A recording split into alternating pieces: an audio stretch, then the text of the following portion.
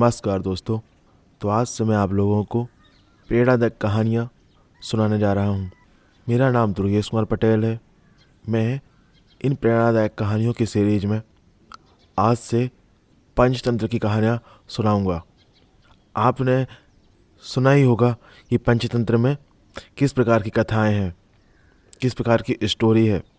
आपने कुछ ही स्टोरियाँ सुनी होंगी उसकी, पर मैं आपको जो मेन कहानियाँ हैं वह आपको हूबहू सुनाऊंगा।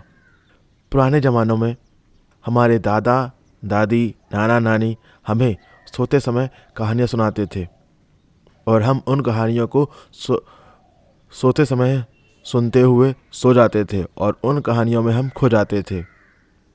इन कहानियों से हमें और हमारे परिवेश का बहुत ही अच्छा चित्रण हुआ है। इन कहानियों के द्वारा हम आत्मिक रूप से बलशाली बनते हैं और हम हर परिस्थिति से डटकर सामना कैसे करें, हमें यह अच्छी शिक्षा मिलती है।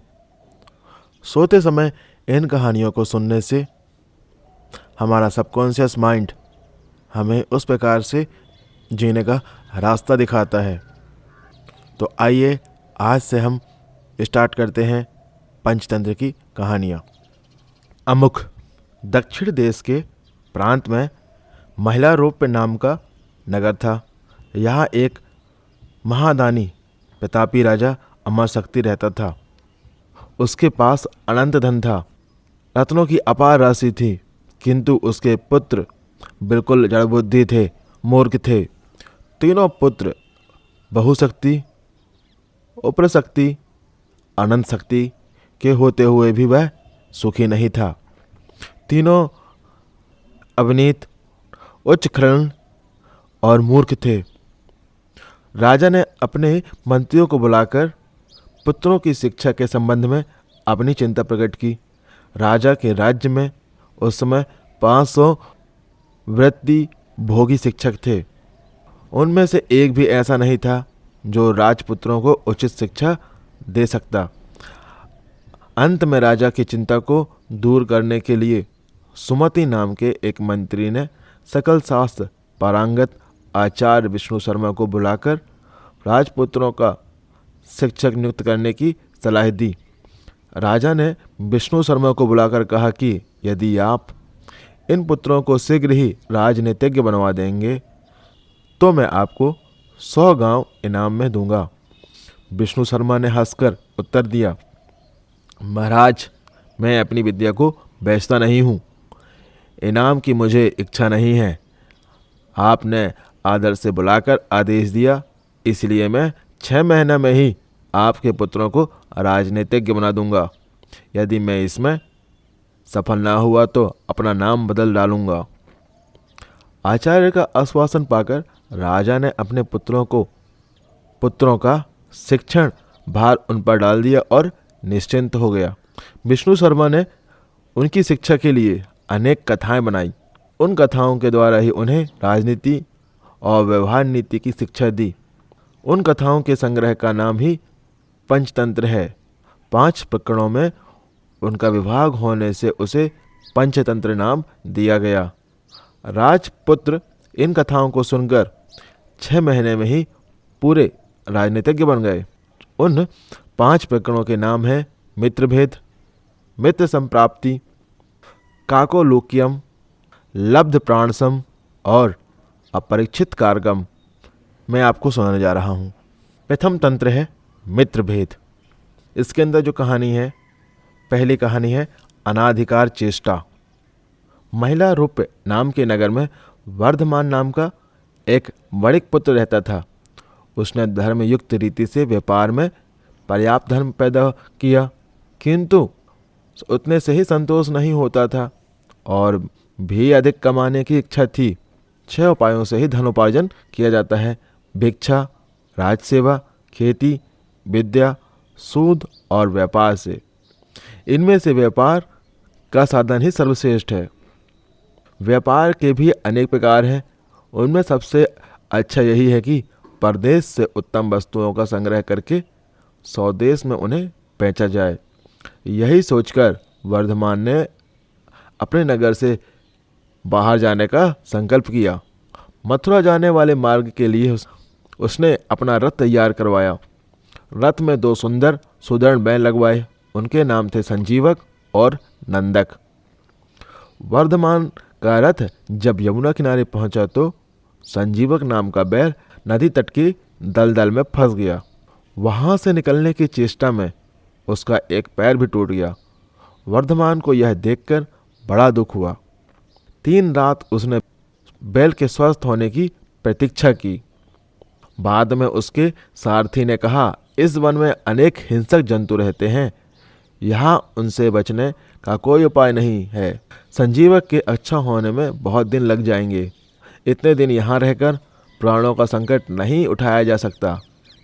इस बैल के लिए अपने जीवन को मृत्यु के मुख में क्यों डालते हैं। तब वर्धमान ने संजीवक की रखवाली के लिए रक्षक रखकर आगे प्रस्थान किया। रक्षकों ने भी जब देखा कि जंगल अनेक शेर बाघ चीतों से भरा पड़ा है तो वे भी 2 दिन बाद ही वहां से प्राण बचाकर भागे और वर्धमान के सामने यह झूठ बोल दिया कि स्वामी संजीवक तो मर गया, हमने उसका दाह संस्कार कर दिया। वर्धमान यह सुनकर बड़ा दुखी हुआ, किंतु अब कोई उपाय भी न था। इधर संजीवक यमुना तट की शीतल वायु के सेवन से कुछ स्वस्थ हो गया था। किनारे की दूब का अग्रभाग पशुओं के लिए बहुत बलदायी होता है। उसे निरंतर खाने के बाद वह खूब मांसल और हष्टपुष्ट भी हो गया। दिन भर नदी के किनारों को सींगों से पाटना और मद होकर गरजते हुए किनारों की झाड़ियों में सींग उलझाकर खेलना ही उसका काम था। एक दिन उसी यमुना तट पर पिंगलक नाम का शेर पानी पीने आया। यहाँ उसने दूर से ही संजीवक की गंभीर हुंकार सुनी। उसे सुनकर वह भयभीत सा हो सिमटकर झाड़ियों में जा छिपा। शेर के साथ 2 गीदड़ भी थे, करटक और दमनक। ये दोनों सदा शेर के पीछे पीछे रहते थे। उन्होंने जब अपने स्वामी को भयभीत देखा तो आश्चर्य में डूब गए। वन के स्वामी का इस तरह भयातुर होना सचमुच बड़े अचंभे की बात थी। आज तक पिंगलक कभी इस तरह भयभीत नहीं हुआ था। दमनक ने अपने साथी गीदड़ को कहा कि करटक, हमारा स्वामी वन का राजा है, सब पशु उससे डरते हैं। आज वही इस तरह सिमट कर डरा सा बैठा है। प्यासा होकर भी वह पानी के लिए यमुना तट तक जाकर लौट आया। इस डर का कारण क्या है? करटक ने उत्तर दिया, दमनक, कारण कुछ भी हो, हमें क्या। दूसरों के काम में हस्तक्षेप करना ठीक नहीं है। जो ऐसा करता है वह उसी बंदर की तरह तड़प तड़प कर मर जाता है जिसने दूसरे के काम में कौतूहलवश व्यर्थ ही हस्तक्षेप किया था। दमनक ने पूछा, क्या बात कही तुमने? करटक ने कहा, सुनो, अनाधिकार चेष्टा मतलब दूसरे के काम में हस्तक्षेप करना मूर्खता है। एक गांव के पास जंगल की सीमा पर मंदिर बन रहा था। वहां के कारीगर दोपहर के समय भोजन के लिए गांव में आ जाते थे। एक दिन जब वे गांव में आए हुए थे तो बंदरों का एक दल इधर उधर घूमता हुआ वहां आ गया जहां कारीगर का काम चल रहा था। कारीगर उस समय वहां नहीं थे। बंदरों ने इधर उधर उछलना और खेलना शुरू कर दिया। वहीं एक कारीगर सहतीर की लकड़ी को आधा चीरने के बाद उसमें कील फंसाकर गया हुआ था। एक बंदर को बड़ा कौतूहल हुआ, अंदर से कीड़ा काटा कि यह कील यहाँ क्यों फंसी है। तब आधे चिरे हुए सहतीर की लकड़ी पर बैठकर वह अपने दोनों हाथों से कील को बाहर निकालने लगा, उसे खींचने लगा। पर कील तो बहुत मजबूती से गड़ी हुई थी, इसलिए बाहर नहीं आ पा रही थी। लेकिन बंदर भी बहुत हठी था। वह पूरे बल से कील को निकालने में जुट गया। अंत में भारी झटके के साथ वह कील निकल आई। किंतु हुआ क्या, उसके निकलते ही बंदर का पिछला हिस्सा उस लकड़ी के चिरे हुए भाग के बीचों बीच में आकर फंस गया और वह अभागा बंदर वहीं तड़प तड़प कर मर गया। इसलिए मैं कहता हूँ कि हमें दूसरों के काम में हस्तक्षेप नहीं करना चाहिए। हमें शेर के भोजन का अवशेष तो मिल ही जाता है और अन्य बात की चिंता क्यों करें। दमनक ने कहा, कर्टक, तुझे तो बस अपने अवशिष्ट आहार की ही चिंता रहती है, स्वामी के हित की तो तुझे परवाह ही नहीं। कर्टक, हमारी हित चिंता से क्या होता है? हमारी गिनती उसके प्रधान सहायकों में तो है ही नहीं। बिना पूछे सम्मति देना, ज्ञान देना, इससे अपमान के अतिरिक्त कुछ भी नहीं मिलता। दमनक, प्रधान अप्रधान की बात रहने दें। जो भी स्वामी की अच्छी सेवा करेगा वह प्रधान बन जाएगा, जो सेवा नहीं करेगा वह प्रधान पद से भी गिर जाएगा। राजा, स्त्री और लता का यही नियम है कि वे पास रहने वाले को ही अपनाते हैं। कर्टक, तब क्या किया जाए? अपना अभिप्राय स्पष्ट कह दें। दमनक, आज हमारा स्वामी भयभीत है, उसे भय का कारण बताकर संधि, विग्रह, आसन, संशय, द्वैधी भाव आदि उपाय से हम निर्भय निवारण की सलाह देंगे। कर्टक, तुझे कैसे मालूम कि स्वामी भयभीत है? दमनक, यह जानना कोई कठिन काम नहीं है। मन के भाव छिपे नहीं रहते। चेहरे से, इशारों से, चेष्टा से, भाषण शैली से, आँखों की भ्रूभंगी से वे सबके सामने आ जाते हैं। आज हमारा स्वामी भयभीत है, उसके भय को दूर करके हम उसे अपने बस में कर सकते हैं, तब वह हमें अपना प्रधान सचिव बना लेगा। कर्टक, तू राज सेवा के नियमों से अनभिज्ञ है, स्वामी को बस में कैसे करेगा? दमनक, मैंने तो बचपन में अपने पिता के संग खेलते खेलते राज सेवा का पाठ पढ़ लिया था। राज सेवा स्वयं एक कला है, मैं उस कला में प्रवीण हूँ। यह कहकर दमनक ने राज सेवा के नियमों का निर्देश किया। राजा को संतुष्ट करने और उसकी दृष्टि में सम्मान पाने के अनेक उपाय ही बता डाले। कर्टक दमनक की चतुराई को देखकर दंग रह गया। उसने भी उसकी बात मान ली और दोनों शेर की राजसभा की ओर चल दिए। दमनक को आता देखकर पिंगलक द्वारपाल से बोला, हमारे भूतपूर्व मंत्री का पुत्र दमनक आ रहा है, उसे हमारे पास बेरोक आने दो। दमनक राजसभा में आकर पिंगलक को प्रणाम करके अपने निर्दिष्ट स्थान पर बैठ गया। पिंगलक ने अपना दाहिना हाथ ऊपर उठाकर दमनक से कुशल क्षेम पूछते हुए कहा, कहो दमनक, सब कुशल तो है, बहुत दिनों बाद आए, क्या कोई विशेष प्रयोजन है? दमनक, विशेष प्रयोजन तो कोई भी नहीं है, फिर भी सेवक को स्वामी के हित की बात कहने के लिए स्वयं आना चाहिए। राजा के पास उत्तम, मध्यम, अधम सभी प्रकार के सेवक हैं। राजा के लिए सभी का प्रयोजन है। समय पर तिनके का भी सहारा लेना पड़ता है। सेवक की तो बात ही क्या, आपने बहुत दिन बाद आने का उपलम्भ किया, उसका भी कारण है। जहाँ कांच की जगह मणि और मणि के स्थान पर कांच जड़ा जाए, वहाँ अच्छे सेवक नहीं ठहरते। जहाँ पारखी नहीं, वहाँ रत्नों का मूल्य नहीं लगता। स्वामी और सेवक परस्पराश्रयी होते हैं, उन्हें एक दूसरे का सम्मान करना चाहिए। राजा तो संतुष्ट होकर सेवक को केवल सम्मान देते हैं, किंतु सेवक संतुष्ट होकर राजा के लिए प्राण की बलि दे देता है। पिंगलक दमनक की बातों से प्रसन्न होकर बोला, तो हमारे भूतपूर्व मंत्री का पुत्र है, इसलिए तुझे जो कहना है निश्चिंत होकर कह दे। दमनक, मैं स्वामी से कुछ एकांत में कहना चाहता हूँ। 4 कानों में ही भेद की बात सुरक्षित रह सकती है, 6 कानों में वह भेद गुप्त रह सकता है। तब पिंगलक ने इशारों से बाघ, रीछ, चीते आदि सब जानवरों को सभा से बाहर भेज दिया। सभा में एकांत होने के बाद दमनक ने शेर के कानों के पास जाकर प्रश्न किया, दमनक, स्वामी, जब आप पानी पीने गए थे तब पानी पिए बिना लौट क्यों आए थे? इसका कारण क्या था? पिंगलक ने जरा सूखी हंसी हंसते हुए उत्तर दिया, कुछ भी नहीं।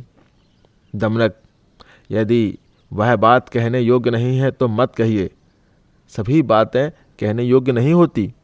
कुछ बातें अपनी स्त्री से भी छिपाने योग्य होती हैं, कुछ पुत्रों से भी छिपा ली जाती हैं। बहुत अनुरोध पर भी ये बातें नहीं कही जाती। पिंगलक ने सोचा, यह दमनक बुद्धिमान दिखता है, क्यों ना इसे अपने मन की बात कह दी जाए। यह सोचकर वह कहने लगा। पिंगलक ने कहा, दमनक, दूर से जो है हुंकार की आवाज़ आ रही है, उसे तुम सुनते हो? दमनक, सुनता हूँ स्वामी। उससे क्या हुआ? दमनक, मैं इस वन से चले जाने की बात सोच रहा हूँ। दमनक, किस लिए भगवान? पिंगलक, इसलिए कि इस वन में कोई दूसरा बलशाली जानवर आ गया है। उसी का ही भयंकर घोर गर्जन है। अपनी आवाज़ की तरह वह स्वयं भी इतना भयंकर होगा, उसका पराक्रम भी उतना भयानक होगा। दमनक, ऊंचे शब्द मात्र से भय करना युक्त नहीं। ऊंचे शब्द तो अनेक प्रकार के होते हैं। भेरी, मृदंग, पटह, शंख, काहल आदि अनेक वाद्य हैं जिनकी आवाज़ बहुत ऊंची है। उनसे कौन डरता है? यह जंगल आपके पूर्वजों के समय का है। वह यहीं राज करते थे। इसे इस तरह छोड़कर जाना ठीक नहीं। ढोल भी कितनी जोर से बजता है। गुमाइयों को उसके अंदर जाकर ही पता लगा कि वह अंदर से खाली था। पिंगलक ने कहा, गुमाइयों की कहानी कैसी है? दमनक ने तब कहा, ध्यान देकर सुनिए। ढोल की पोल। शब्द मात्र से डरना उचित नहीं। गुमाइयों नाम का गीदड़ एक बार भूखा प्यासा जंगल में घूम रहा था। घूमते घूमते वह एक युद्ध भूमि में पहुंच गया। वहां दो सेनाओं में युद्ध होकर शांत हो गया था, किंतु एक ढोल अभी तक वहीं पड़ा हुआ था। उस ढोल पर इधर उधर लगी बैलों की शाखाएं हवा में हिलती हुई प्रहार करती थीं। उस प्रहार से ढोल में बड़ी जोर की आवाज़ होती थी। आवाज़ सुनकर गुमायूं बहुत डर गया। उसने सोचा, इससे पूर्व कि यह भयानक शब्द वाला जानवर मुझे देखे, मैं यहाँ से भाग जाता हूँ। किंतु दूसरे ही क्षण उसे याद आया कि भय या आनंद, उद्वेग में हमें सहसा कोई काम नहीं करना चाहिए, पहले भय के कारण की खोज करनी चाहिए। यह सोचकर वह धीरे धीरे उधर चल पड़ा जिधर से शब्द आ रहा था। शब्द के बहुत निकट पहुंचा तो ढोल को देखा। ढोल पर बैलों की शाखाएं चोट कर रही थीं। गुमायूं ने स्वयं भी उस पर हाथ मारने शुरू कर दिए और ढोल और भी जोर से बज उठा। गीदड़ ने सोचा, यह जानवर बहुत ही सीधा साधा मालूम होता है। इसका शरीर भी बहुत बड़ा है, मांसल भी है। इसे खाने से कई दिनों की भूख मिट जाएगी। इसमें चर्बी, मांस, रक्त खूब होगा। यह सोचकर उसने ढोल के ऊपर लगे चमड़े में दांत लगा दिए। चमड़ा बहुत कठोर था। गीदड़ के 2 दांत टूट गए। बड़ी कठिनाई से ढोल में छिद्र हुआ। उस छिद्र को चौड़ा करके गुमायूं गीदड़ जब नगाड़े में घुसा तो यह देखकर बड़ा निराश हुआ कि वह तो अंदर से बिल्कुल खाली है। इसमें रक्त, मांस, मज्जा थे ही नहीं। इसलिए मैं कहता हूँ कि शब्द मात्र से डरना उचित नहीं। पिंगलक ने कहा, मेरे सभी साथी उस आवाज़ से डरकर जंगल से भागने की योजना बना रहे हैं। उन्हें किस तरह धीरज बंधाऊं? दमनक, इसमें इनका क्या दोष? सेवक तो स्वामी का ही अनुकरण करते हैं। जैसा स्वामी होगा वैसा ही उसके सेवक होंगे। यही संसार की रीति है। आप कुछ काल धीरज रखें, साहस से काम लें। मैं शीघ्र ही उस शब्द का स्वरूप देख कर आऊँगा। पिंगलक, तू वहाँ जाने का साहस कैसे करेगा? दमनक, स्वामी के आदेश का पालन करना ही सेवक का काम है। स्वामी की आज्ञा हो तो आग में कूद पड़ूं, समुद्र में छलांग मार दूं। पिंगलक, दमनक, जाओ, इस शब्द का पता लगाओ, तुम्हारा मार्ग कल्याणकारी हो, यही मेरा आशीर्वाद है। तब दमनक पिंगलक को प्रणाम करके संजीवक के शब्द की ध्वनि का लक्ष्य बांधकर उसी दिशा में चल दिया। दमनक के जाने के बाद पिंगलक ने सोचा, यह बात अच्छी नहीं हुई कि मैं दमनक का विश्वास करके उसके सामने अपने मन का भेद खोल दिया। कहीं वह उसका लाभ उठाकर दूसरे पक्ष से मिल जाए, उसे मुझ पर आक्रमण करने के लिए उकसा दे तो बुरा होगा। मुझे दमनक का भरोसा नहीं करना चाहिए था। वह पदच्युत है, उसका पिता मेरा प्रधानमंत्री था। एक बार सम्मानित होकर अपमानित हुए सेवक विश्वास पात्र नहीं होते। वे इस अपमान का बदला लेने का अवसर खोजते रहते हैं। इसीलिए किसी दूसरे स्थान पर जाकर ही दमनक की प्रतीक्षा करता हूँ। यह सोचकर वह दमनक की राह देखता हुआ दूसरे स्थान पर चला गया। तो दोस्तों, आगे कहानी आपको मैं नेक्स्ट पार्ट में सुनाता हूँ। अगर आपको पंचतंत्र की कहानियाँ, अच्छी कहानियाँ आपको सुननी है तो इस चैनल को ज़रूर सब्सक्राइब करें, जिससे आगे आने वाले पार्ट आपको पहले नोटिफाई हों। धन्यवाद दोस्तों।